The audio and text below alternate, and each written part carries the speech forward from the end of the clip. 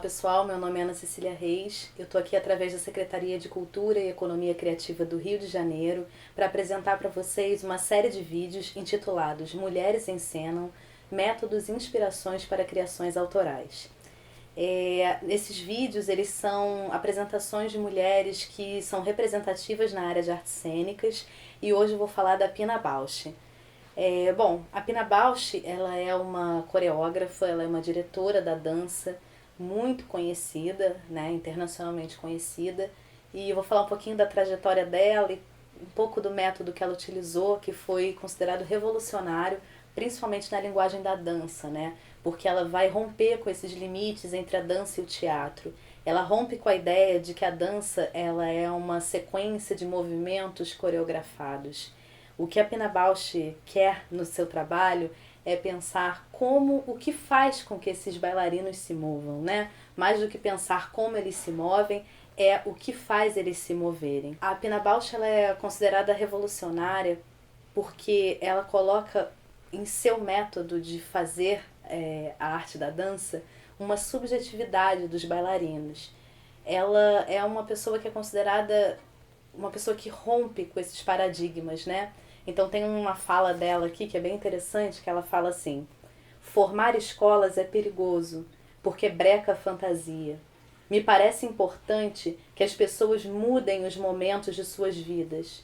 O sentimento sobre o que está acontecendo no mundo é sempre um novo movimento, sempre um novo momento.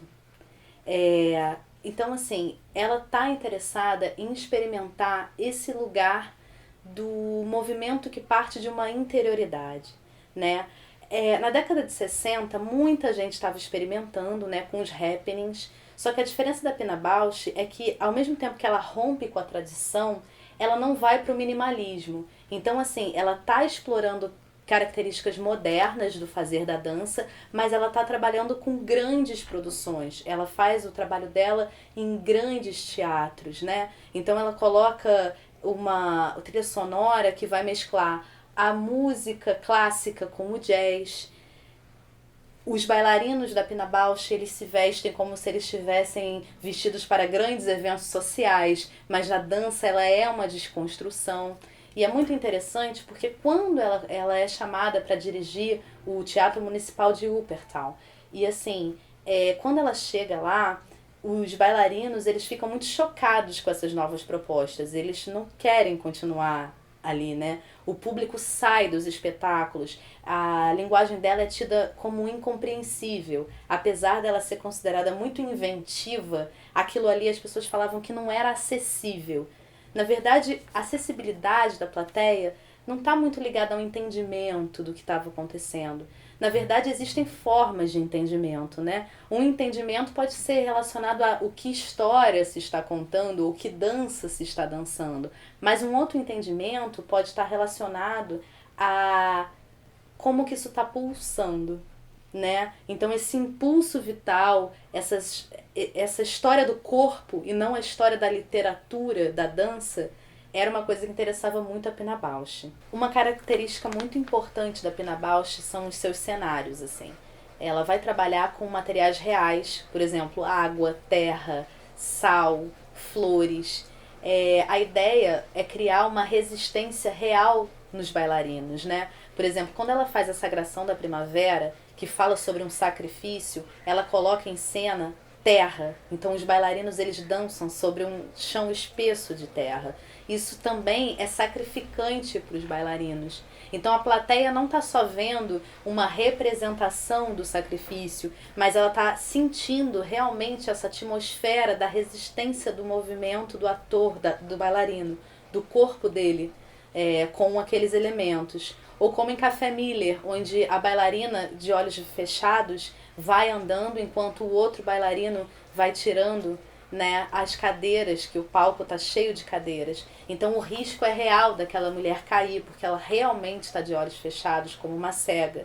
E o ator, o bailarino, ele precisa estar muito bem sincronizado, ele não pode errar, porque se ele errar ela tropeça. Então esse elemento de tensão existente na dança da Pina Bausch, do risco, também é um elemento que vai trazer novas emoções para o público que está acostumado a ver uma dança muito segura, a ver uma dança muito virtuosa, sem estranheza nenhuma, ou sem medo, sem assombro nenhum. A Pina Bausch, ela insere esse elemento da estranheza. Um dos processos que é muito famoso na Pina Bausch é o método das perguntas. Esse é um processo que ela inseriu, que nunca tinha feito... Bom, se foi feito a gente não sabe, né? Mas assim, que anteriormente não era muito comum de se utilizar, que era um método em que ela trazia uma temática e perguntava para os dançarinos e para as dançarinas o que eles pensavam daquela temática. Então ela pedia para que eles trouxessem ou um movimento, ou uma palavra, ou uma escrita dos temas. Por exemplo, algo a respeito do seu primeiro amor. Como você, quando criança, imaginava o amor? 2 frases a respeito do amor. O que você acha dessa frase? Ame o seu irmão como a si mesmo. Então, a partir dessas provocações, os bailarinos eles traziam esses elementos. Poderia ser uma pequena coreografia, poderia ser um texto.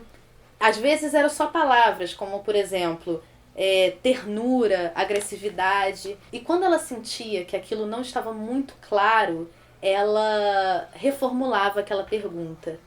Então, o que acontecia? Ela trazia um elemento muito novo na dança, não visto anteriormente, que era assim, a identidade desses bailarinos. Eles não eram somente corpos virtuosos cheios de técnicas, eles tinham uma história, eles tinham emoções, eles tinham sentimentos. Só que ela não, quando ela ia compor a dança, ela ia tirando aquilo. Ela ia pegando pequenos trechos, ia fazendo colagens, até que aquilo não ficasse reconhecido como uma história biográfica, mas tinha algo da essência de cada bailarino ali. Então, o resultado final era dela. Só que o impulso inicial era das dançarinas e dos dançarinos. Então, assim, a Pina Bausch, ela estimulava que cada bailarino e bailarina se posicionassem politicamente, individualmente, e aí eles conseguiam obter os seus próprios pensamentos. Era também uma espécie de autonomia nesse fazer. E em cena, essas bailarinas e esses bailarinos, eles apareciam desprotegidos das suas personalidades. Isso é muito interessante, porque quando a gente costuma ver um espetáculo de dança, a gente vê o dançarino como um deus, né? Que ele está ali todo imbuído de sua técnica. Mas quando a Pina Bausch parte dessas emoções tão frágeis, tão profundas, você vê aquela dança, que tem muita técnica também, mas com algo que é diferente, algo também frágil, algo desprotegido, como se fosse uma honestidade ali dentro daquela narrativa, né, dentro daquela proposta. Então você ter atores e atrizes, você ter dançarinos e dançarinas que estão demonstrando a sua própria experiência, a sua própria personalidade, isso é muito inovador para o momento em que foi feito. Outra característica da Pina Bausch é a repetição. A repetição como uma geradora da diferença. Ela às vezes fazia com que os bailarinos repetissem muitas e muitas e muitas vezes a mesma coreografia. Isso ia gerando estados diferentes dentro de uma mesma proposta. Então tem uma dançarina que fala que a Pina Bausch pediu para que ela ficasse muito tempo improvisando colada na parede. Esse trabalho, no início, pode até parecer estimulante, mas ela disse que depois começou a ser desesperador. Então a Pina ativa esses lugares, né, dessas emoções, e a partir disso, dentro disso que vai se modificando dentro do mesmo movimento, ela pode inserir pequenas interferências que geram também uma espécie de emoção na plateia, né? A Pina Bausch, mesmo quando ela encena espetáculos que podem parecer clássicos, como Orfeu e Eurídice ou A Sagração da Primavera, o que ela está buscando não é bem contar o enredo, mas pensar como que aquele corpo atravessa dentro da subjetividade aquele enredo.